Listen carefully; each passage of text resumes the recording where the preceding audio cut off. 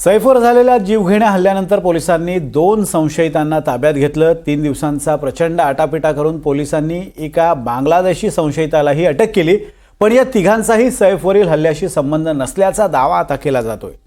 पोलिसांनी ठाण्यातून ताब्यात घेतलेला आरोपी आणि इमारतीच्या सीसीटीव्ही फुटेजमध्ये दिसणारा आरोपी हे दोघेही वेगळेच असल्याची जोरदार चर्चा सुद्धा रंगली आहे। हल्लेखोर आणि ताब्यात असलेला संशयित यांच्यात नेमका काय फरक आहे, जाणून घेऊयात या रिपोर्टमधून।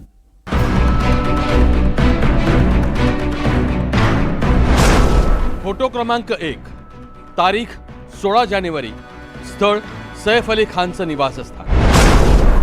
फोटो क्रमांक 2, तारीख 19 जानेवारी, स्थळ कासारवडवली, ठाणे। मंडळी, हे 2 फोटो नीट बघा। कुठल्या अँगलनं या 2 फोटोतला माणूस एकच आहे। म्हणजे सैफवर हल्ला केल्यानंतर 3 दिवसात या हल्लेखोरानं स्वतःला लपवण्यासाठी आपल्या चेहऱ्यामध्ये इतका बदल केला। अब बताया जाना चाहिए कि जो हमला था वो कितना घातक था।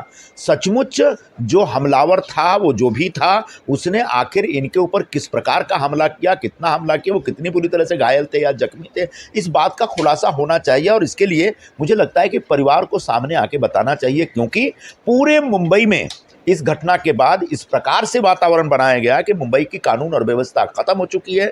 गृह मंत्री और गृह मंत्रालय फेल हो चुके हैं, महाराष्ट्र सरकार बर्बाद हो चुकी है। अब मुंबई में हर आदमी असुरक्षित है। इस प्रकार का वातावरण क्रिएट किया गया, जबकि जिस तरीके से सैफ अली खान 4 दिन बाद आते हैं, उससे ऐसा लगता है कि 4 दिन पहले कुछ हुआ ही नहीं था।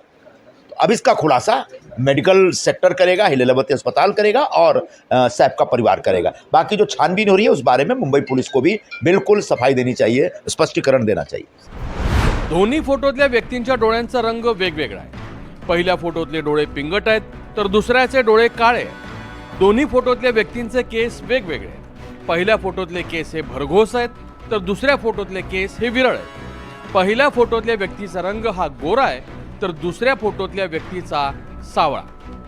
आता 17 तारखेपासूनच्या तपासामध्ये किती प्रकारचे वेगवेगळे दावे झाले बघा। सर्वात आधी आरोपीचा शोधावा लागला तो दादरमध्ये, मग त्याची दुसरी दृश्य सापडली ती वांद्र्यातली। या 2 दृश्यांवरून हुबेहूब दिसणाऱ्या तिघांना ताब्यातही घेतलं, पण त्यांचा या घटनेशी कोणताही संबंध नसल्याचं समोर आल्यानं त्यांना सोडून दिलं। आणि 19 तारखेला अचानक कासारवडवलीच्या जंगलात एक आरोपी सापडला। तोच हा मोहम्मद शरीफुल इस्लाम शहजाद, जो पहिल्या फोटोतल्या हल्लेखोराशी अजिबात साधर्म्य साधत नाही। आता या शहजादची मुंबईत येण्याची कथाही अविश्वसनीय आहे। मूळचा बांगलादेशचा शहजाद डावकी नदी पोहून मेघालयात पोहोचला म्हणे। तिथून तो पश्चिम बंगालमध्ये गेला। पश्चिम बंगालमध्ये तिथलं सिम कार्ड घेतलं, तिथेच बनावट आधार कार्ड तयार केलं। कामाच्या शोधात तो मुंबईत आला। खुखोमोनी जहांगीर शेख या नावानं त्यानं सिम कार्ड घेतलं।